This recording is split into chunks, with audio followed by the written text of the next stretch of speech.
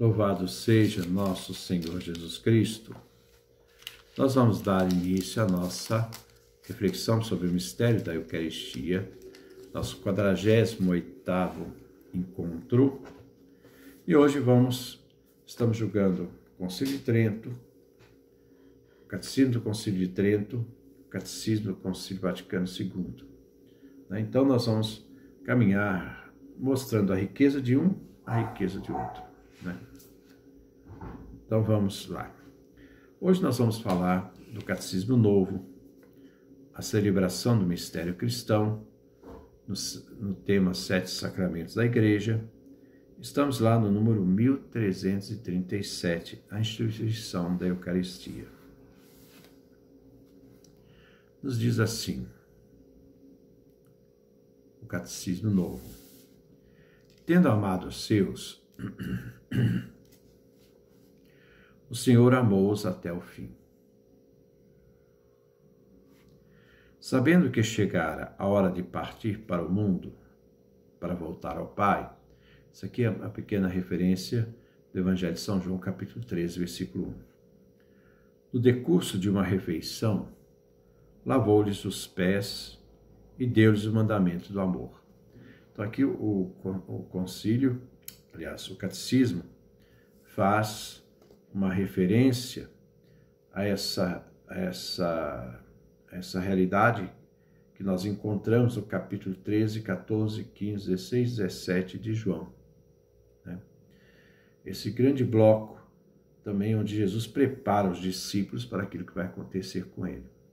Essa preparação desses discípulos para o mistério da cruz e ressurreição. Então, aqui nós temos toda essa realidade de uma forma sintética daquilo que encontramos em João. Para deixar-lhes uma garantia deste amor, para nunca afastar-se dos seus e para fazê-los participantes da sua Páscoa, instituiu a Eucaristia. Então a Eucaristia é uma instituição, com memória de sua morte e ressurreição. Então, é uma anamnese, é uma memória da sua morte e ressurreição.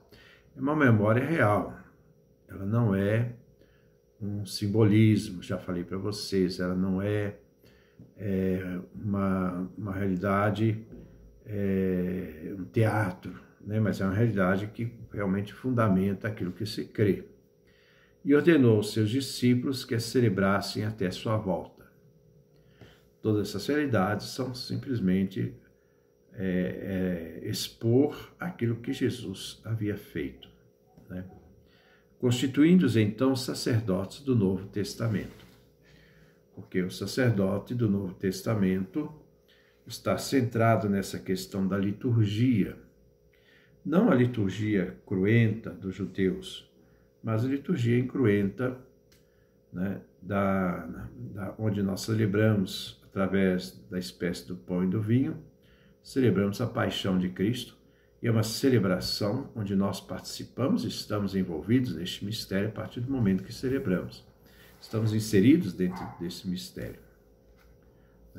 Então, nós encontramos essa referência do Novo Catecismo, que expressa que Jesus instituiu esse sacerdócio do Novo Testamento. Tanto é que, no momento da missão sacerdotal na celebração da Eucaristia, quando o padre diz, já falei também isso aqui, eis o meu corpo, eis o meu sangue, é Jesus que fala pela boca do profeta, fala pela boca do sacerdote. Então é Jesus que fala pela boca do sacerdote. Isto é, o sacerdote age em persona Christi, na pessoa de Cristo.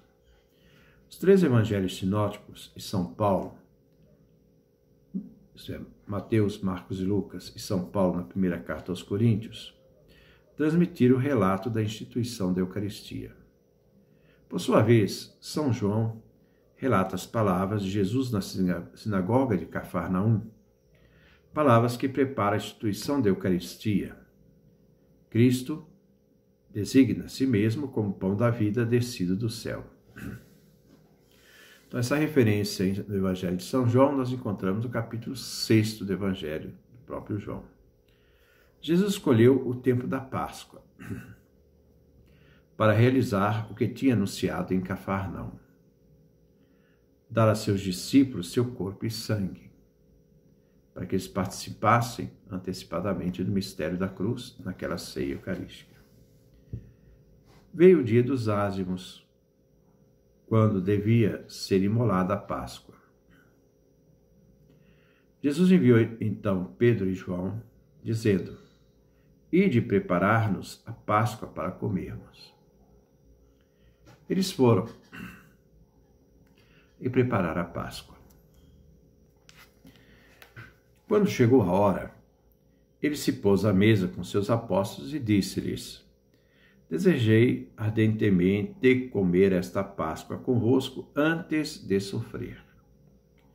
Pois eu vos digo que já não a comerei até que ela se cumpra no reino de Deus.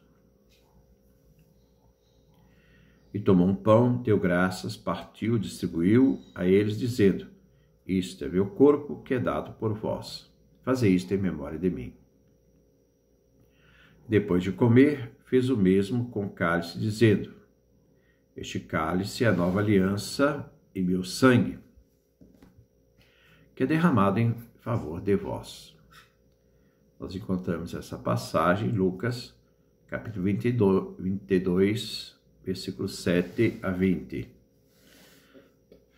Ao celebrar a última ceia com seus apóstolos durante a refeição pascal, então, havia a refeição pascal, que era a refeição dos judeus. Jesus celebra a Páscoa com os discípulos, né? E naquela Páscoa dos discípulos, Jesus celebra essa última ceia, que é a Eucaristia, que é uma antecipação do mistério da cruz. Jesus deu seu último definitivo, Jesus deu seu sentido definitivo à Páscoa judaica. Então, a realidade, existe a Páscoa judaica, que é a saída do Egito. Jesus vai dar um significado novo a essa Páscoa, definitivo. Com efeito, a passagem de Jesus a seu Pai por sua morte e sua ressurreição, a Páscoa nova é antecipada na ceia e celebrada na Eucaristia, que realiza a Páscoa judaica, antecipa a Páscoa final da Igreja na glória do Reino. Então, aquilo que se espera na glória do Reino, a Páscoa definitiva, nós já participamos dessa Páscoa definitiva todas as vezes que celebramos a Eucaristia. Nós estamos inseridos dentro deste mistério. Fazer isto em memória de mim. O mandamento de Jesus, nos diz o catecismo, de repetir seus gestos, suas palavras, até que ele volte, não pede somente que se recorde Jesus do que ele fez. Então vamos ter muita atenção aqui, que isso é muito importante para nós entendermos o que significa essa presença, né, de Cristo na comunidade, no seu corpo, no momento da celebração eucarística. Visa a celebração litúrgica pelos apóstolos e seus sucessores, do memorial de Cristo, de sua vida, sua morte, sua ressurreição e a sua intercessão junto do Pai.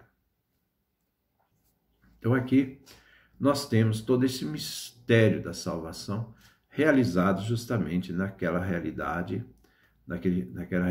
da ceia pascal, né, que antecipa a cruz e que nos faz participantes deste memorial. Desde o início, a Igreja foi fiel ao mandato do Senhor. Da Igreja de Jerusalém se diz. Então, é muito interessante a gente ver que essa realidade, né, faz parte da observância da Igreja, que não está ali reunida para fazer um teatrinho, né, como se a gente lembrasse que Jesus estivesse lá, como se faz em alguns lugares. Não. É para nós uma realidade, uma presença, do qual nós participamos inteiramente nesse mistério do próprio Cristo. Então vamos ver a Igreja de Jerusalém no início dos seus atos apóstolos.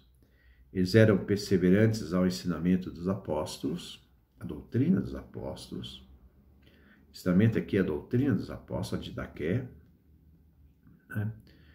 Havia uma doutrina apostólica, havia um fundamento apostólico, né, que faz parte dessas testemunhas sobre aquilo que aconteceu com Jesus, a comunhão fraterna, a fração do pão e as orações.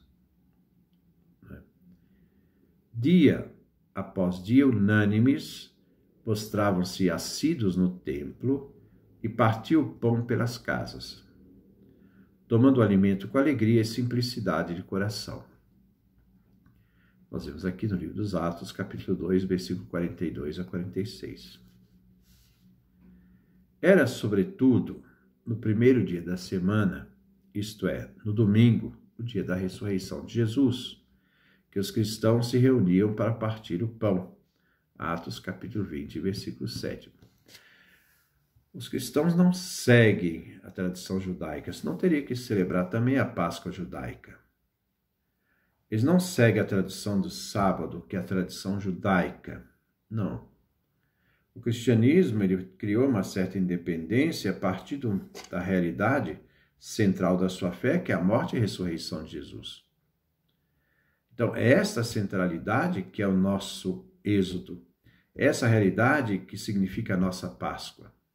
Não é a realidade judaica, porque se nós tivéssemos que manter o judaísmo, teríamos que ficar no sábado. Mas nós não somos judeus na questão da observância da lei judaica. Nós somos cristãos na questão da observância da fé em Cristo, que nasceu judeu, mas a partir do momento da sua vida deu uma nova realidade, uma nova leitura de salvação àquilo que se celebrava. Para nós é importante não só, né, o primeiro dia da criação, porque é o dia do sol, né, quando Deus criou, né, faça-se iluminar, faça-se a luz, né, no primeiro dia da criação, mas também é o primeiro dia da nova criação, que é a ressurreição de Jesus. Então, todo domingo, por isso chama domingo, dia do Senhor, né? Então, todo domingo nós celebramos essa realidade da ressurreição de Cristo, esse êxodo, né? Porque estamos distintos dos judeus nessa parte, na questão litúrgica. Desde aqueles tempos até os nossos dias, a celebração da Eucaristia perpetuou-se de sorte que hoje a encontramos em toda parte na igreja, com a mesma estrutura fundamental. Ela continua sendo o centro da vida da igreja. Em todas as igrejas